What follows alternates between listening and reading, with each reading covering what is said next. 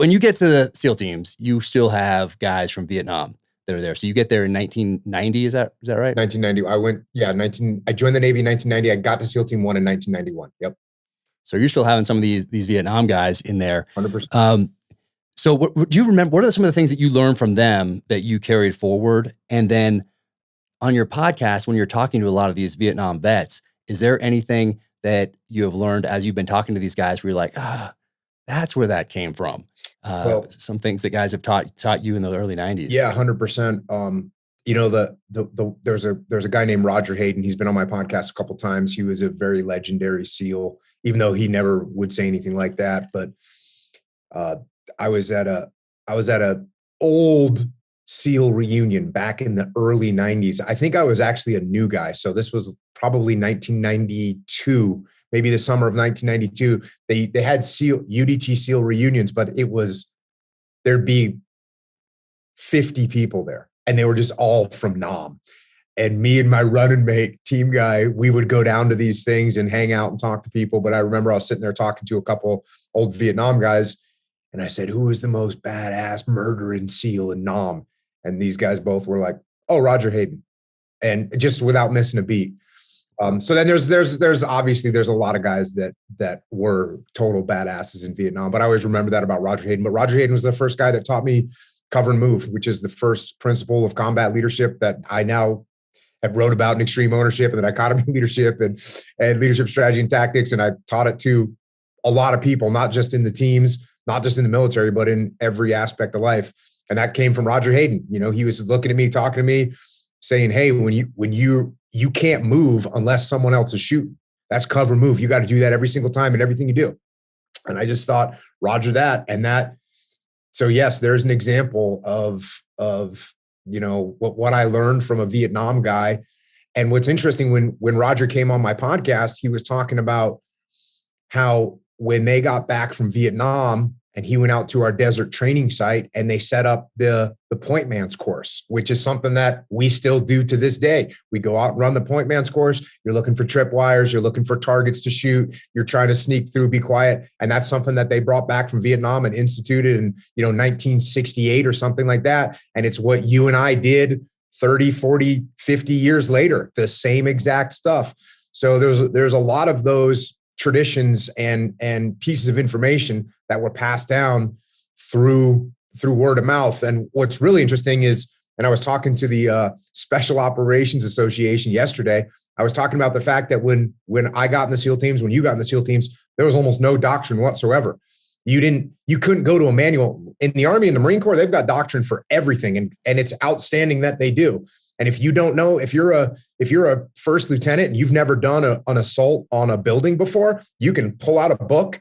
You can pull out, FM 7 TAC 8 infantry squad and platoon, and you can look through that book and figure out how to do a raid and what everyone's jobs are and the best methodology. But in the SEAL teams, if you want to know how to do a raid, you got to ask your platoon chief. You got to ask a guy that's, senior to you, that's been longer. So everything is word of mouth. And it was, we got some stuff in doctrine towards the end, towards the time I retired, towards the time you retired. But almost everything that we know was passed down word of mouth in like the oral tradition of history inside the SEAL teams. And some of it unfortunately got lost. Another good example of that is I had Mike Thornton on my podcast, and Mike Thornton, Medal of Honor recipient, a legendary SEAL, and who performed an incredibly, and not just an incredible heroic act, a multitude of heroic acts in one event, in one mission, and where he received the Medal of Honor. And even though I was in the SEAL teams for 20 years, and even though I actually had met Mike Thornton and actually knew Mike Thornton decently well, when Mikey Mansour received the Medal of Honor posthumously, I met Mike Thornton in a more direct way and talked to him and became, kind of friends with him.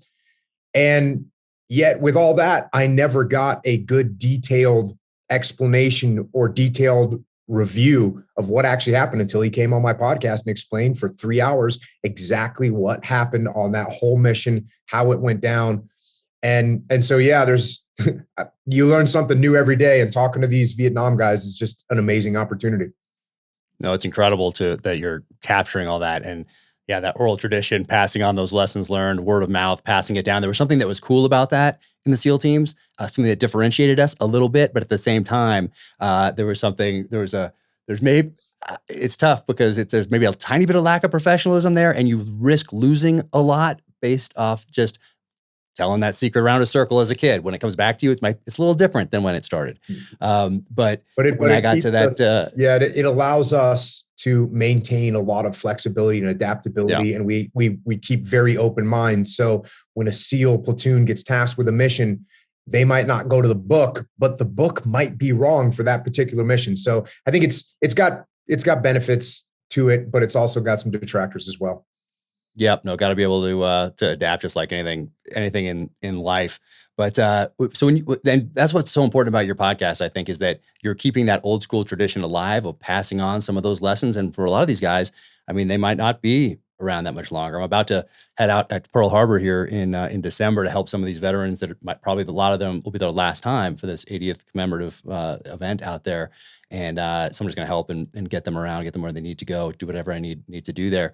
But I mean, the Vietnam guys are getting up there as well. And it's so important to capture this, not just to pass on these lessons to another generation who needs heroes right now, probably more than at any time in our history, because there's so many other distractions out there, but also for their families, because a lot of these guys probably never, the stories that they tell you on these podcasts, their daughter, their son is probably hearing it for the first time when they listen to the podcast. It's so powerful. Yeah, I had a guy named Doug, the Frenchman Letourneau on, who is a SOG guy in Vietnam, and he came on the podcast, told his whole story, incredible story, and he died 3 weeks after I interviewed him, 2 weeks after the podcast came out. But, his son came to me, his son came to one of my events and just was so thankful that we were able to capture his whole story. And those SOG guys, they weren't allowed to talk about what they did for 20 years. They didn't even start talking about it until the 90s. And so a lot of them had just kind of suppressed it and they just didn't talk about it anymore. So yeah, it's a real honor to be able to talk to those guys and capture those stories for sure.